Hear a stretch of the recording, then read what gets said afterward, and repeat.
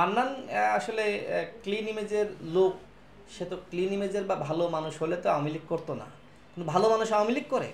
আপনার এলাকায় আপনি ছাত্রলীগ যারা করে তাদের পরিচয় দেখেন, তারা কি ধরনের কর্মযজ্ঞের সাথে জড়িত। কোনো ভালো ছেলে ছাত্রলীগ করেছে? কোনো ভালো মানুষ আওয়ামী লীগ করেছে? আপনি দেখাতে পারবেন না। সুতরাং মান্নানকে আপনি যদি ক্লিন ইমেজের মানুষ বলেন সেটি ভুল। হ্যাঁ, এটি সত্য যে 624 জনকে সেনাবাহিনীর হাতে তারা এক ধরনের সেফ জোনে ছিল বা তাদের সেফ হোমে ছিল। সেই তালিকা আমরা এখনো পাইনি। সেখানে আমরা যতদূর শুনেছি যে সেখানে রাঘব বোয়ালরা ছিল। সেই রাঘব বোয়ালরা এখন গেল কোথায়? আপনি যদি তালিকা না প্রকাশ করেন তাহলে আমরা ধরে নিব যে অন্তর্বর্তীকালীন সরকারই তাদেরকে পালিয়ে যেতে সহযোগিতা করেছে। শেখ হাসিনা কিভাবে পালিয়ে গেল? শেখ হাসিনা তো পালিয়ে যাওয়ার কথা না। যখন ছাত্র জনতার বিজয়ের সন্নিকটে তখন শেখ হাসিনা পালিয়ে গেল। 3:30 পর্যন্ত শেখ হাসিনা নাকি বাংলাদেশে অপেক্ষা করেছে। তার মানে কি? তার মানে সেনাপ্রধান যখন ঘোষণা দিলেন তারপরেও তো তাকে গ্রেপ্তার করা যেত। তাকে গ্রেপ্তার করে নাই। উবায়দুল কাদের কোথায়?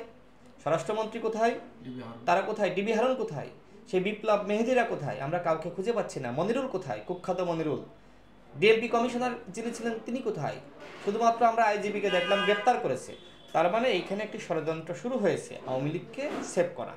যারা আওয়ামী লীগকে বাঁচাতে চেষ্টা করবে তাদেরকে জনগণ কোনোভাবেই ছাড় দেবে না। সুতরাং আমরা এই অন্তর্বর্তীকালীন সরকারের কাছে দাবি জানাচ্ছি, আপনারা এই 624 জনের তালিকা প্রকাশ করুন এবং একই সাথে শেখ হাসিনাকে ভারতের সাথে আলোচনার মাধ্যমে বাংলাদেশে ফিরিয়ে এনে বিচারের মুখোমুখি করুন। ওবায়দুল কাদের স্বরাষ্ট্রমন্ত্রী আমরা যতদূর জানি এখনও বাংলাদেশে আছে, তাদেরকে গ্রেপ্তার করুন। আওয়ামী লীগের খুব কম সংখ্যকই পালিয়ে গেছে।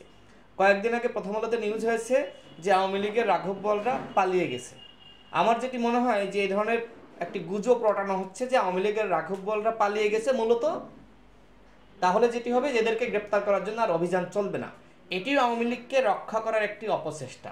সুতরাং আমরা যেটি বলবো যে আওয়ামী লীগের যারা গণহত্যার সাথে জড়িত তাদেরকে সাঁড়াশি অভিযানের মাধ্যমে, চিরুনি অভিযানের মাধ্যমে খুঁজে খুঁজে গ্রেপ্তার করতে হবে এবং বিচারের মুখোমুখি করতে হবে।